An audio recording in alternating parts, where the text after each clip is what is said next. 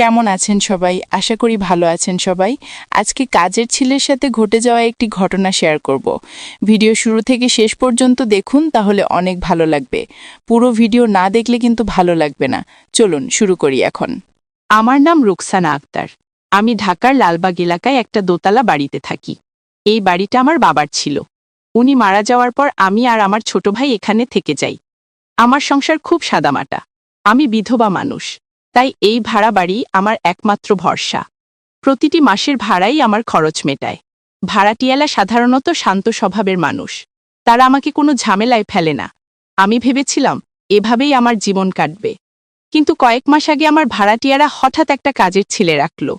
সেই দিন থেকেই আমার ভেতরে অদ্ভুত এক অস্বস্তি জমতে শুরু করল। ছেলেটার বয়স খুব বেশি না, কিন্তু তার চোখে মুখের ভঙ্গি একেবারেই স্বাভাবিক নয়। তার চোখে অচেনা শূন্যতা আমি প্রথম দিন থেকেই খেয়াল করেছি।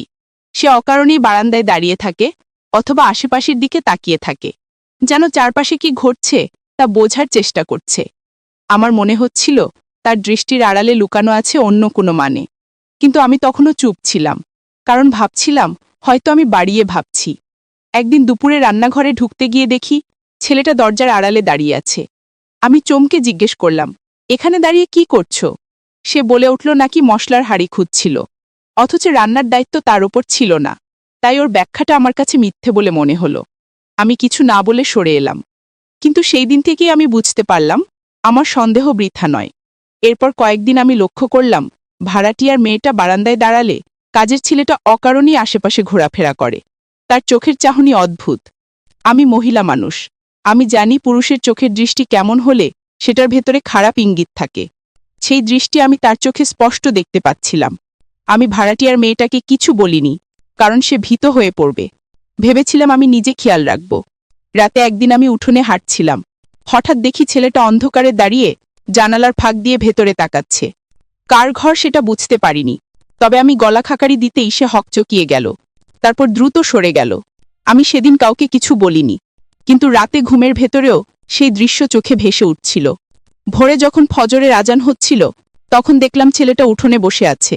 তার চোখ লালচে, মনে হচ্ছিল রাতভর ঘুমায়নি।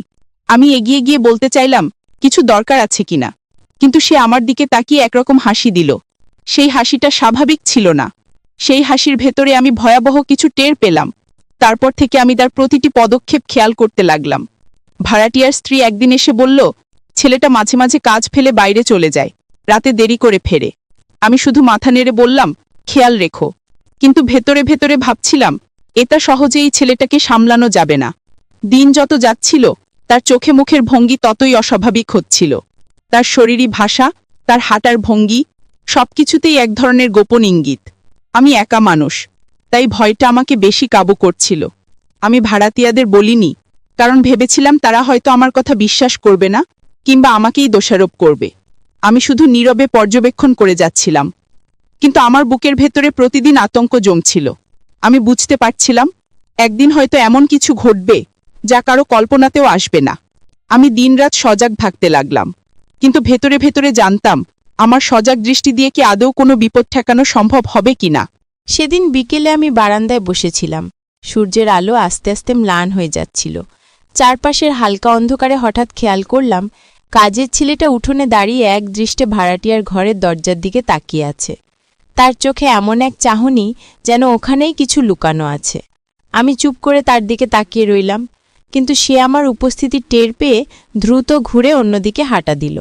আমি স্পষ্ট বুঝতে পারলাম সে ইচ্ছে করেই নিজের ভেতরে কিছু লুকিয়ে রাখছে। দিন কয়েক পর ভাড়াটিয়ার মেয়ে আমাকে এসে বলল, আন্টি, আমাদের কাজের ছেলেটা মাঝে মাঝে খুব অদ্ভুত আচরণ করে।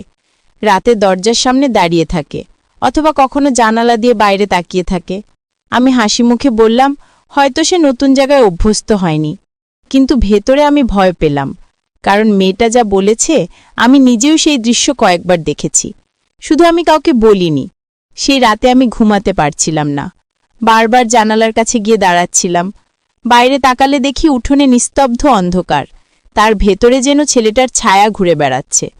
হঠাৎ আমার মনে হলো সে হয়তো কারো ঘরে ঢোকার পথ খুঁজছে। আমার বুক ধক করে উঠল। আমি জানালাটা বন্ধ করে দিলাম।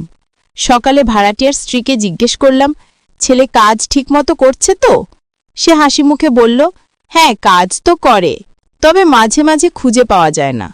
আমি কিছু না বলে মাথা নেড়ে চুপ করে গেলাম। আমি ভাবছিলাম, আমি যদি সরাসরি কিছু বলি তবে হয়তো তারা আমাকে ভুল বুঝবে। কিন্তু প্রতিদিন প্রতি রাত আমি স্পষ্ট দেখতে পাচ্ছিলাম ছেলেটার চোখের ভেতরে জমে থাকা অন্ধকার। আমি মহিলা মানুষ, আমার অভিজ্ঞতা কম নয়। এত বছর সংসার টানতে গিয়ে আমি মানুষের চোখ চিনতে শিখেছি। আর এই ছেলেটার চোখ আমাকে প্রতিদিন ভয় পাইয়ে দিচ্ছিল। ভাড়াটিয়ার মেয়ে একদিন একা বারান্দায় দাঁড়িয়েছিল। আমি দূর থেকে দেখলাম ছেলেটা কিছু কাজ করার ভান করে ওর কাছাকাছি চলে গেল। তারপর চোখ মেলে ওর দিকে তাকালো। আমি হঠাৎ কাশি দিলাম। আমার শব্দ শুনে ছেলেটা চমকে উঠল, আর মেয়েটাও ভেতরে চলে গেল। আমি বুঝতে পারলাম আমার সন্দেহ বৃথা নয়। রাত হলে আমি বারান্দায় বসে থাকি, শুধু খেয়াল করার জন্য কে কোথায় যাচ্ছে। একদিন দেখি ছেলেটা চুপচাপ সিঁড়ির পাছা দাঁড়িয়ে আছে, নিচ থেকে কারো রুমের ভেতর টান টান দৃষ্টিতে তাকিয়ে আছে। আমি কাছে গিয়ে জিজ্ঞেস করলাম, এখানে দাঁড়িয়ে কি করছো? সে মিথ্যে হেসে বলল, বাতাস খাচ্ছি। আমি কিছু না বলে সরে এলাম, কিন্তু মনে মনে ভয়টা আরও বেড়ে গেল। কয়েকদিন পর ভাড়াটিয়ার স্ত্রী আমার কাছে এসে বলল, আন্টি, রাতে একবার দেখি ছেলেটা রান্নাঘরে বসে আছে। আমি জিজ্ঞেস করতেই বলল, নাকি ঘুম আসছিল না তাই উঠে পড়েছে, কিন্তু তার চোখ লালচে দেখাচ্ছিল। আমি কিছু উত্তর দিলাম না, শুধু বললাম, খেয়াল রেখো। আসলে আমিও একই জিনিস লক্ষ্য করেছি। ছেলেটার চোখ প্রতিদিনই লাল থাকে, মনে হয় ও রাত জেগে কিছু করছে। আমি আমার রুমে বসে জানালার ফাঁক দিয়ে বাইরে তাকালে দেখি অন্ধকারে ওর ছায়া ঘুরে বেড়াচ্ছে, কখনো উঠোনের এক পাশে, কখনো বারান্দার পাশে। আমি যতই খেয়াল করি ততই স্পষ্ট হয়ে যায় ছেলেটা স্বাভাবিক নয়, হয়তো সে কোনো খারাপ চিন্তা লুকিয়ে রেখেছে। আমি একদিন নিজের ভেতর সিদ্ধান্ত নিলাম, যদি কোনোদিন দেখি সে বাড়ির কারো ক্ষতি করতে চায় তবে আমি গলা ফাটিয়ে চিৎকার করব। কারণ আমার আর কোনো শক্তি নেই, শুধু আমার চিৎকারই আমার একমাত্র অস্ত্র। আমি জানতাম সামনে আসছে অশান্তির সময়, কিন্তু কবে সেটা ঘটবে তা বুঝতে পারছিলাম না। সেদিন রাতে হঠাৎ ঘুম ভেঙে গেল আমার। বুকের ভেতর কেমন অস্বস্তি হচ্ছিল। জানালার ফাঁক দিয়ে তাকাতেই দেখি উঠোনে হালকা আলো পড়ছে, আর সেই আলোয় ছেলেটার ছায়া ঘুরে বেড়াচ্ছে। সে ধীরে ধীরে পা টিপে কারো ঘরের জানালার কাছে গেল, দাঁড়িয়ে কি যেন দেখতে চাইছিল। আমি চোখ কুঁচকে স্পষ্ট দেখতে চাইলাম, কিন্তু অন্ধকারে পুরোটা বোঝা গেল না। শুধু তার দাঁড়িয়ে থাকার ভঙ্গিটা আমাকে কাঁপিয়ে দিল।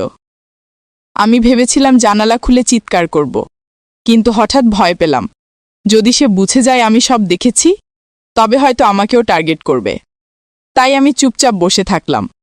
আমার হাত কাঁপছিল, বুকের ভেতর ধকধক করছিল। কিছুক্ষণ পর দেখি সে ধীরে ধীরে ভেতরে ঢুকতে চাইছে। তখন আমার মনে হলো এই ছেলেটার ভেতর যে অন্ধকার আমি এতদিন ধরে অনুভব করছি, সেটাই আজ সত্যি হয়ে উঠছে। আমি গলা খাকারি দিলাম। এত রাতেও যেন বাড়িওয়ালা জেগে আছে এটা বোঝাতে সে সঙ্গে সঙ্গে পিছিয়ে এলো, তারপর সরে গেল। আমি জানতাম এভাবে বেশি দিন ঠেকানো যাবে না। প্রতিদিন প্রতি রাত আমি এই দৃশ্য দেখতে দেখতে বুঝে যাচ্ছিলাম বিপদ একেবারেই ঘনিয়ে এসেছে। সকালে আমি ভাড়াটিয়ার মেয়ের দিকে তাকালাম। ওর চোখ মুখে সরলতা, নির্দোষ হাসি। আমি ভীষণ ভয় পেলাম, যদি একদিন সেই সরলতার সুযোগ নিয়ে ছেলেটা ভয়ঙ্কর কিছু করে ফেলে, তখন আমি কার কাছে কি বলবো? আমি চুপচাপ ওকে শুধু সাবধানে থাকার উপদেশ দিলাম, কিন্তু কিছু খোলাখুলি বললাম না, কারণ ও হয়তো আমাকেই দোষারোপ করবে। আমি মহিলাদের চোখ থেকে বুঝি তাদের ভেতরে লুকানো দুশ্চিন্তা, আর এই মেয়েটার চোখে আমি এখনও নির্ভরতা দেখছিলাম। অথচ আমি জানতাম সামনে কি আসছে। সেই রাতে আবার আমি ঘুমাতে পারছিলাম না। বারান্দায় দাঁড়িয়ে থাকলাম অনেকক্ষণ। হঠাৎ দেখি ছেলেটা নিঃশব্দে সিঁড়ি বেয়ে ওপরে উঠছে। আমি চুপচাপ অনুসরণ করলাম। আমার রুমের আলো নিভিয়ে রেখেছিলাম, তাই সে টের পেল না। আমি দেখলাম সে ভাড়াটিয়ার মেয়ের ঘরের দরজার সামনে এসে দাঁড়ালো। তার হাত ধীরে ধীরে দরজার কপাট ছোঁয়াচ্ছে। আমি মনে মনে দোয়া পড়তে লাগলাম। হঠাৎ করেই ভেতর থেকে একটা শব্দ হলো। মেয়েটা নড়ে চড়ে উঠেছে মনে হলো। ছেলেটা ভয় পেয়ে আবার নিচে নেমে গেল। আমি হাঁফ ছেড়ে বাঁচলাম, কিন্তু জানলাম এভাবে আর বেশি দিন চলবে না। ছেলেটার ভেতরের আগুন একদিন বিস্ফোরিত হবেই। আমি পরদিন সকালেই ভাবলাম ভাড়াটিয়ার স্ত্রীকে কিছু ইঙ্গিত দেব, কিন্তু মুখ খুলতে গিয়ে থেমে গেলাম, কারণ তার চোখে আমি এত নির্ভরতা দেখলাম ছেলেটার উপর যে সে আমার কথাকে হয়তো গুরুত্ব দেবে না। বরং উল্টো ভেবে বসবে আমি বাজে ধারণা করছি। তাই আবারও চুপ করে গেলাম। কিন্তু আমি বারবার নিজের মনে শপথ নিলাম, যদি কোনোদিন পরিস্থিতি হাতে ছাড়িয়ে যায়, আমি চুপ থাকব না। আমি আমার গলা ফাটিয়ে সবাইকে জাগিয়ে তুলব, যাতে অন্তত ভয়টা তাকে পিছু হটতে বাধ্য করে। দিনগুলো এভাবেই যাচ্ছিল, কিন্তু আমার মনে হচ্ছিল প্রতিটি রাতই নতুন এক পরীক্ষার রাত। প্রতিবারই আমি ভয়ে কেঁপে উঠতাম, জানতাম ছেলেটার দৃষ্টি শুধু কাজ বা দায়িত্বে সীমাবদ্ধ নেই, তার ভেতর অন্য কিছু জমে উঠছে। সেই অন্য কিছুই একদিন আমার বাড়িকে অন্ধকারে ডুবিয়ে দেবে। আমি একা মানুষ, এই ভয়ে আমি রাত জেগে থাকি, শুধু খেয়াল রাখি কারো ক্ষতি না হয়। অথচ আমি বুঝে যাচ্ছি এই বিপদ থামানো সহজ হবে না। একদিন বিকেলবেলা আমি রান্নাঘরে বসে ডাল নেড়ে দিচ্ছিলাম। হঠাৎ করেই বাইরে করিডোরে পায়ের শব্দ পেলাম। আমি ভেবেছিলাম হয়তো ভাড়াটিয়ার ছেলে এসেছে, কিন্তু চোখ রাখতেই দেখি সেই কাজের ছেলেটা একা দাঁড়িয়ে আছে। তার চোখ চারদিকে ঘুরছে, যেন কাউকে খুঁজছে। তারপর ধীরে ধীরে সে মেয়েটার ঘরের দিকে এগোতে লাগলো। আমি নিঃশব্দে দাঁড়িয়ে থাকলাম ওর আচরণ লক্ষ্য করতে। ও যখন দরজার কাছে পৌঁছালো, হঠাৎ আমার দিকে চোখ পড়ল। আমি ভান করলাম যেন কিছুই দেখিনি। সে হেসে বলল, পানি খাবেন?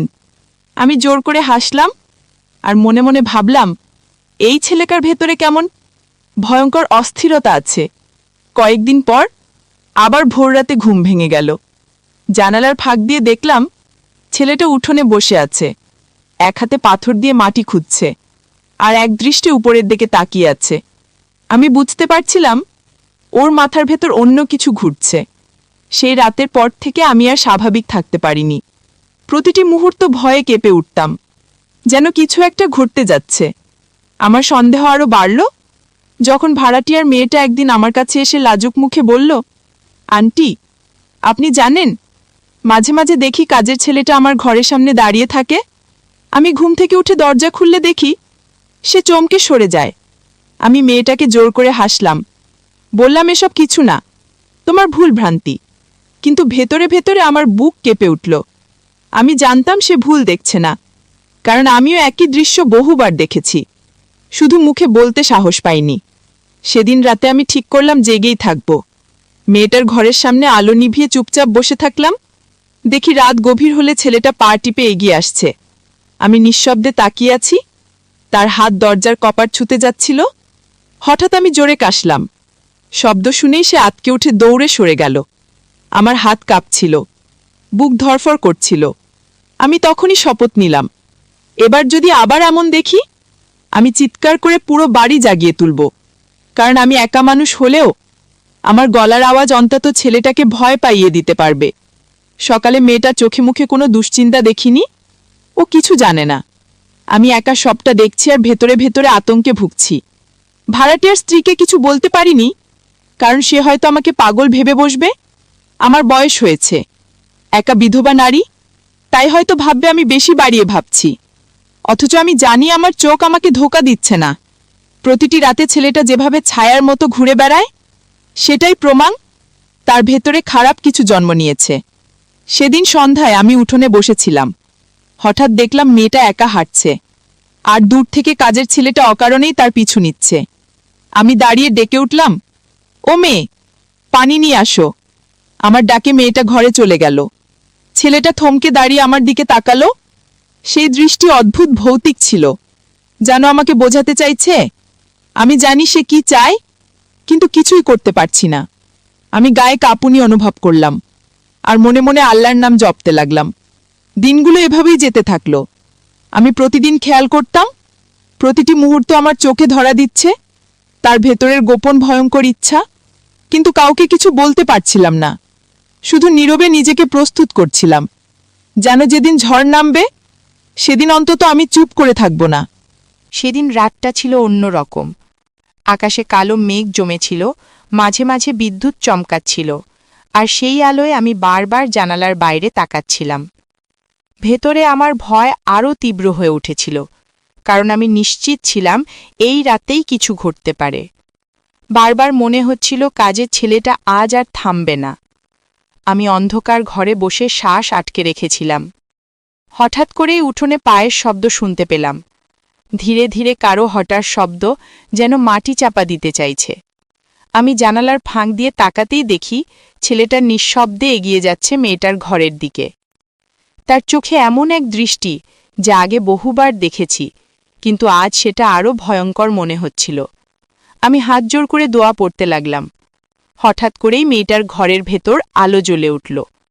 ছেলেটার সাথে সাথে পিছিয়ে গেল। আমি বুঝলাম আল্লাহর রহমতে সে বেঁচে গেছে, কিন্তু আমার বুক কেঁপে উঠছিল, কারণ আমি জানতাম এটা কেবল সময়ের ব্যাপার, আবারও সে চেষ্টা করবে। সকালবেলা আমি ভাড়াটিয়ার স্ত্রীর সঙ্গে কথা বলার চেষ্টা করলাম, ইঙ্গিত দিলাম রাতে সাবধানে থাকতে। তবে সে হাসি মুখে বলল, কাজের ছেলে নাকি খুব পরিশ্রমী। আমার কথা শুনে সে অবাক হল না, বরং মনে হলো আমার সন্দেহকে গুরুত্বই দিল না। আমি চুপ করে গেলাম, কিন্তু ভেতরে আরও অসহায় লাগছিল। দিন দিন ছেলেটার আচরণ আরও অদ্ভুত হচ্ছিল। মেয়েটা বারান্দায় দাঁড়ালেই সে আশেপাশে ঘোরাঘুরি করত। তার চাহনি ছিল খালি, কিন্তু ভেতরে যেন লুকানো আগুন। আমি মারির চোখে সেই আগুন চিনতে পারি। আমি একদিন দূর থেকে তাকিয়েছিলাম, তখন দেখি মেয়েটা কাপড় শুকাতে দিচ্ছে, আর ছেলেটা ওর দিকে এক দৃষ্টে তাকিয়ে আছে। হঠাৎ সে কাছে গিয়ে কাপড় ধরতে চাইল। আমি জোরে ডাক দিলাম, ওরে ছেলে, এখানে আয়। ছেলেটা চমকে উঠল আর মেয়েটাও ভেতরে চলে গেল। আমি জানতাম আমার ডাকই তাকে থামালো, না হলে সে অন্য কিছু করত। সেই রাতে আমি আর চোখ বন্ধ করতে পারিনি। কেবল ভাবছিলাম, এই ছেলেটাকে যদি এখনই থামানো না যায় তবে সামনে বড় বিপদ আসবে। কিন্তু কারো কাছে বললেই তারা হাসাহাসি করবে, তাই একাই বুকের ভেতরে ভয়ে কাঁপছিলাম। প্রতিদিন রাত নামার সাথে সাথে আমার আতঙ্ক বাড়তে থাকত। আমি দরজার পাশে বসে থাকতাম, আলো নিভিয়ে চারদিক খেয়াল করতাম, কারণ জানতাম সে আবার ঘুরে আসবে, এবং প্রতিদিনই আসত। কখনো সিঁড়ির পাশে দাঁড়াত, কখনো জানালার কাছে, কখনো আবার উঠোনে বসে থাকত। তার দৃষ্টিতে এমন কিছু ছিল যা আমাকে শিউরে তুলত। আমি ভেবেছিলাম এতদিনের জীবনে অনেক কষ্ট দেখেছি, অনেক দুঃখ সহ্য করেছি, কিন্তু এই ছেলেটার চোখে যে অন্ধকার আমি দেখছি সেটা অন্য রকম। তার ভেতরকার ইচ্ছা শুধু কাজের ছেলে হয়ে থাকা নয়, সে অন্য কিছু চায়, আর সেই চাওয়ায় একদিন ভয়ঙ্কর হয়ে উঠবে। আমার সন্দেহ ভুল নয়। প্রতিটি রাত, প্রতিটি মুহূর্তে আমি প্রমাণ পাচ্ছিলাম। আমি ভাবছিলাম, আমি যদি না থাকতাম এই বাড়িতে, তবে হয়তো কেউই এসব খেয়াল করত না। সবাই ঘুমিয়ে যেত, আর একদিন বড় ক্ষতি হয়ে যেত। তাই আমি মনে মনে আল্লাহকে ধন্যবাদ দিচ্ছিলাম, অন্তত আমি আছে বলে মেয়েটা এখনো নিরাপদে আছে। তবে জানতাম এভাবে বেশি দিন চলবে না, কারণ ছেলেটার ভেতরের অস্থিরতা প্রতিদিন আরও বেড়ে যাচ্ছে, আর আমি প্রতিদিন আরও ভয়ে জমে যাচ্ছি।